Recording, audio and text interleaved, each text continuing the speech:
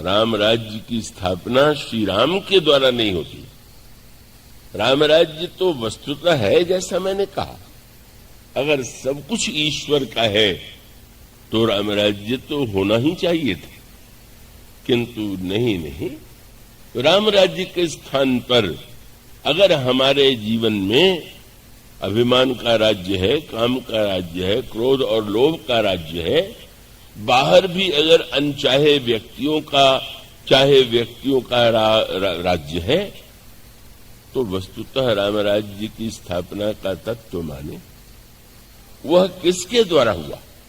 महाराज दशरथ जैसा व्यक्ति भी राम राज्य के तत्व को, राम राज्य के स्वरूप को, राम राज्य के चिंतन को प्रकट नहीं कर पाता। इतना महान व्यक्ति, उसे श्री भरत की विशेषता, भक्त की विशेषता। और यहीं पर यूं कह सकते हैं कि अन्य युगों में कोई भरत नहीं था, अन्य युगों में लक्ष्मण और हनुमान नहीं थे, अन्य युगों में इस प्रकार के शत्रुघ्न नहीं थे, इसलिए वही भगवान आए। लेकिन जिसने जैसा चाहा, जैसी भावना थी, वैसे भगवान उसके सामने आ गए। जिसने जो कहा वो करने को तैयार है। आपको इसमें संतोष मिलता है, ठीक, पूछ लेता है कि आप क्या चाहते हैं। कौ नचने के लिए भी अगर गोपियां कह देती है कि बस नाच दो, तो ठीक है। नचाना, अगर आप कहें नचाइए तो नचा देगा, आप कहें नाचिए तो नाच लेगा। यही मूल सूत्र है। और इसलिए राम राज्य का जो सही अर्थ है, जो सही तत्व है, सही चिंतन है, वो केवल श्री भरत के चरित्र में ही है। और सारे भक्तों के इतिहास में जो हुए हैं या होंगे, वह कभी दृष्टिगोचर उसका अंश भी नहीं हुआ।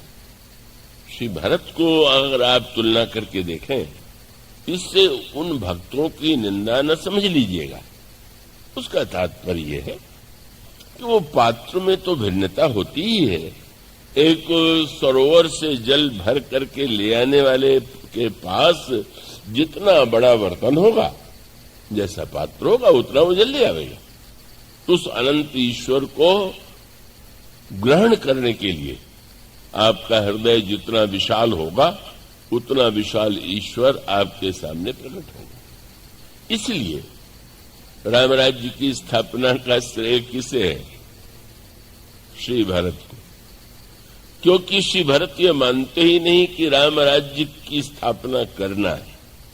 श्री भरत तो गुरु वशिष्ठ की इस बात को स्वीकार ही नहीं करते हैं कि राज्य महाराज दशरथ का है, तुम ले लो, 14 वर्ष राज्य करने के बाद उनको दे दो। श्री भरत का तात्पर्य अच्छा देना है। किसी की वस्तु आप पहले ले लीजिए और फिर पहुंच जाइए, लीजिए मैं आपको भेंट कर रहा हूं।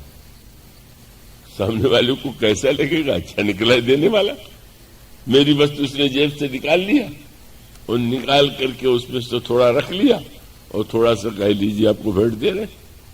ऐसा कोई अगर उदार जेब कतरा मिल जाए कि जो जेब कतर करके बाद में उसमें से जिसकी जेब काटी है उसमें से कुछ दे दे, तो शायद बहुत बुरा मानेगा।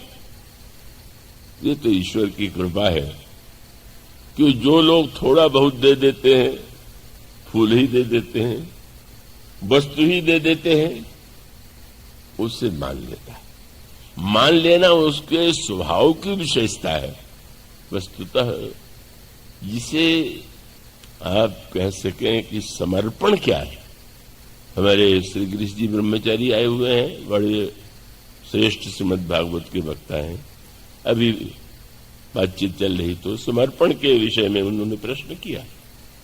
तो समर्पण शब्द का प्रयोग तो अनेक भक्तों के प्रसंग में आता है, पर समर्पण का भी जहां पर अभिमान शेष नहीं, क्रम है, इसकी कक्षा है।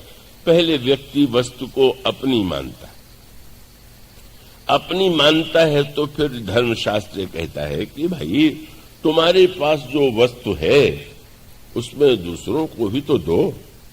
इसलिए वो कहता है कि दान देना चाहिए। शास्त्र ने दान की जो इतनी महिमा बताई, उसका अर्थ यह है कि कम से कम व्यक्ति केवल अपने लिए ही संग्रह न करे, जो उसके पास है उसमें से दूसरों का वो भाग बता देता है। तुम्हारी कमाई में, तुम्हारे व्यापार में इतना भाग जो है वो यज्ञ के लिए होना चाहिए, दान के लिए होना चाहिए। पहली कक्षा यही। और इसलिए अब वो दान की अलग अलग कक्षा है। ज्यों ज्यों व्यक्ति आगे बढ़ जाएगा त्यों तो दान का अर्थ बदलता जाता है। अभी तो दान का अर्थ है कि आपने अपने परिश्रम किया, आपने इतना कमाया, आपने 10वां भाग उसे अच्छे काम में लगा दिया। तो उसमें कमाया तो आपने कमाया, दिया तो आपने दिया, पर दान का अर्थ धीरे धीरे बदलता जाता है। और उसके विषय में जो अनेक कक्षाएं हैं, उसका अभिप्राय है कि फिर दान में भी विभाजन किया गया। दान में विभाजन करते हुए यह निर्णय किया गया कौन दान सात्विक है, कौन सा दान राजसिक है, कौन सा दान तामसिक है। मानो इस प्रकार का विभाजन, उसका कई बार अवसर मिल जाता है। हमारे गांव में श्री हनुमान जी महाराज हैं, बहुत पहले की बात है, मैं नित्य पाठ करता था। वहां एक गांव के सज्जन आए, बड़े पात्र में मिट्टी के बड़े बर्तन में लड्डू भरे हुए थे। अब पुजारी जी नहीं थे तो मुझसे कहा कि लगा देंगे भोग। हाँ ठीक, लगा देता हूं। पर जब मैं लगा चुका तो उन्होंने कहा कि आप इसमें से एक लड्डू ले लीजिए। बाहर बहुत से लड़के थे, उनका इनको मत दीजिए। मुझे भी उन्होंने नियंत्रित कर दिया कि एक ही लीजिएगा, अधिक न ले लीजिएगा, पर बाहर तो दीजिएगा ही नहीं। क्यों? कहने लगे कि बात यह है कि मैं बहुत 1 महीने पहले बीमार पड़ा था, तो हनुमान जी को मनौती मानी थी कि अच्छा हो जाऊंगा तो आपको इतना लड्डू चढ़ाऊंगा। अच्छा हो गया हूं तो लड्डू भी चढ़ाना है और आज मेरे लड़की के यहां विवाह भी, लड्डू भेजना भी, तो इसलिए दोनों काम एक साथ हो जाएंगे। लड्डू हनुमान जी को भोग लग गया, अब बांट देंगे तो फिर अब मैं उतना और इकट्ठा करूं। अब ये क्या हुआ? पर शास्त्रकार बड़े चतुर हैं। उन्होंने जब दान की सूक्ष्म व्याख्या की तो डर गए होंगे कि ये तो न देने वालों के लिए बहुत बढ़िया अस्त्र बन जाएगा। अगर ये कह दिया जाए कि दान निरभिमानी होकर दो, दान सात्विक होकर के दो, निष्काम होकर के दो, तो कहेगा भाई मैं कुछ नहीं, इसलिए नहीं दूंगा।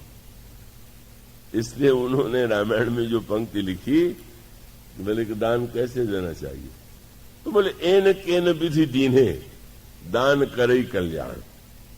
चाहे जैसे हो दो, तो माने दो, ये बहाना मत बना के मत डालो।